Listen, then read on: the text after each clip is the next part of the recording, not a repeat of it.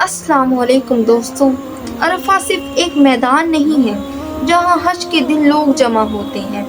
یہ وہ جگہ ہے جہاں پوری انسانیت کی تقدیر لکھی گئی تھی۔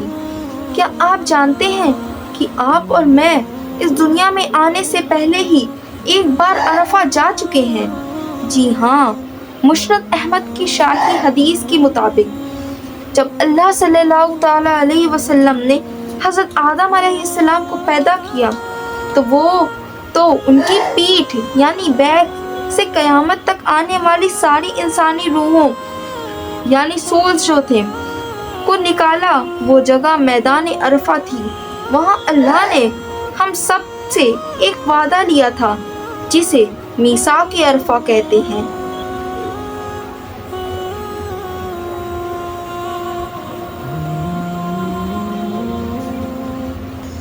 اس کا ترجمہ یہ ہے، اللہ فرماتا ہے، اور جب آپ کے رب نے بنی آدم کی پیٹھوں سے ان کی اولاد کو نکالا اور انہیں کو ان پر گواہ بنا کر پوچھا، کیا میں تمہارا رب نہیں ہوں؟ سب نے کہا، ہاں، ہم اس کے گواہ ہیں۔ دوستوں، اس آیت کی گہرائی کو سمجھیں۔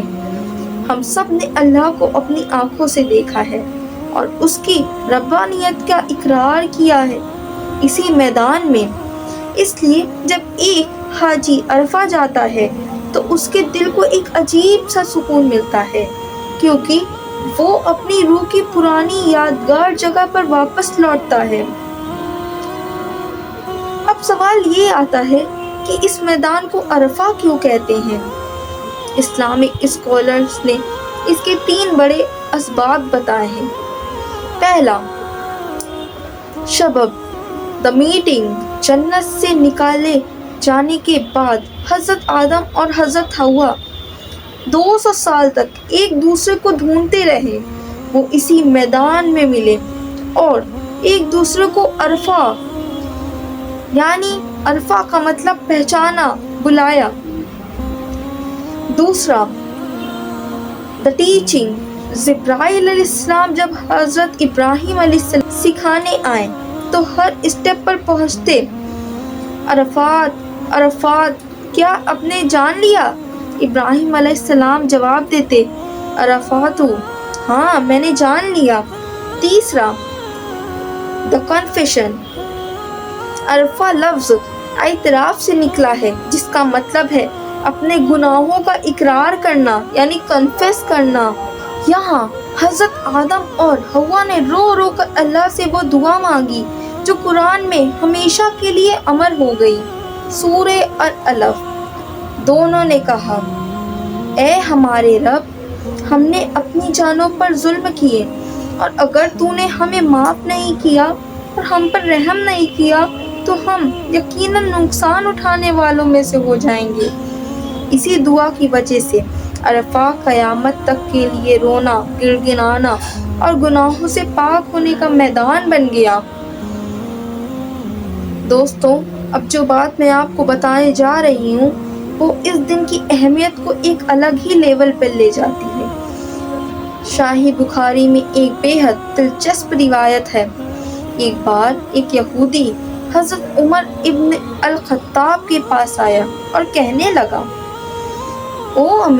او امیر المومن، آپ کی کتاب قرآن میں ایک آیت ہے، اگر وہ آیت ہم یہودیوں پر نازل ہوتی تو ہم اس دن کو عید کا دن بنا لیتے۔ حضرت عمر نے پوچھا، کون سی آیت؟ سورہ المائدہ۔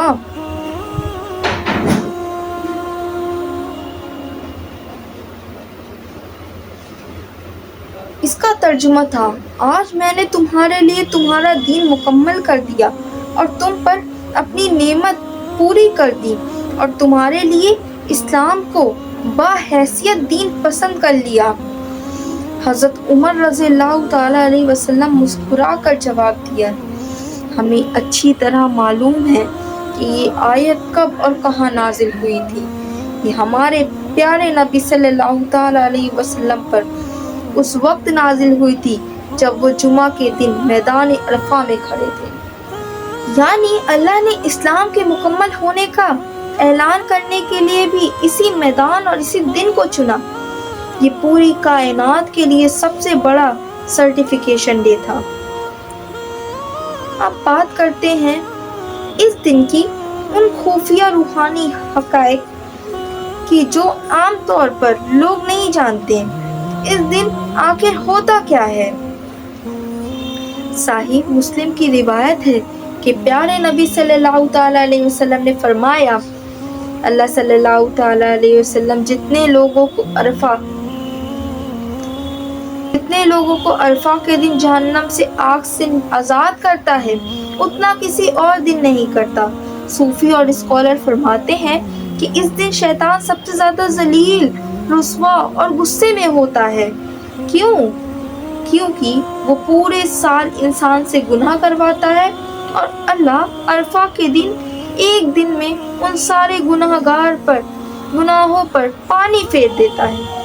اور جو لوگ حج پر نہیں جا سکے ان کے لیے کیا تحفہ ہے؟ سنن ابی داؤد میں آتا ہے کہ نبی صلی اللہ تعالیٰ علیہ وسلم سے عرفہ کے دن کے روزے کے بارے میں پوچھا گیا تو آپ نے فرمایا،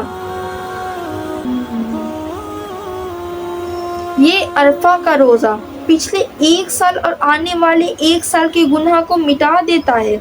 امیجن کیجئے، صرف 1 دن کا روزہ اور 24 مہینے کے گناہ صاف۔ یہ اللہ کی رحمت کا سمندر نہیں تو اور کیا ہے؟ اگر آپ اس سال عرفہ کے دن کا پورا فائدہ اٹھانا چاہتے ہیں تو اس چیک لسٹ کو فالو کریں۔ پہلا، روزہ 9 ذوالحجہ کا روزہ ہرگز نہ چھوڑیں۔ روزہ رکھیں، 9 ذوالحجہ کا روزہ ہرگز نہ چھوڑیں۔ نبی صلی اللہ تعالیٰ علیہ وسلم نے فرمایا کہ سب سے افضل دعا عرفہ کی ہے، اسے پورے دن کثرت سے پڑھیں۔ لا الہ الا ہوا وحدہ لا شریک لہ لہ الملک و لہ الحمد وہو علی کل شیء قدیر۔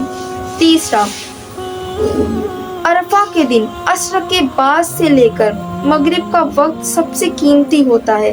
سب کام چھوڑ کر ایک کونے میں بیٹھ جائیں، ہاتھ اٹھا کر رو کر اپنے ہر گناہ کی معافی مانگیں، اپنی فیملی، دوستوں اور پوری امہ کو اپنی دعا میں یاد رکھیں۔ دوستو، زندگیاں بہت چھوٹی ہیں، اگلا عرفہ ہمیں نصیب ہوگا یا نہیں کوئی نہیں جانتا۔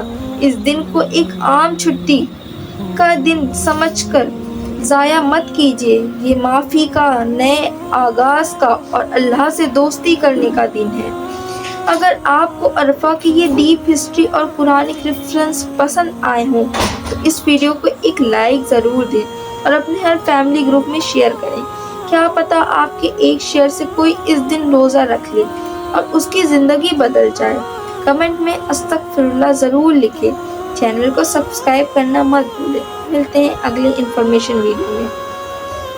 وعلیکم السلام ورحمۃ اللہ وبرکاتہ۔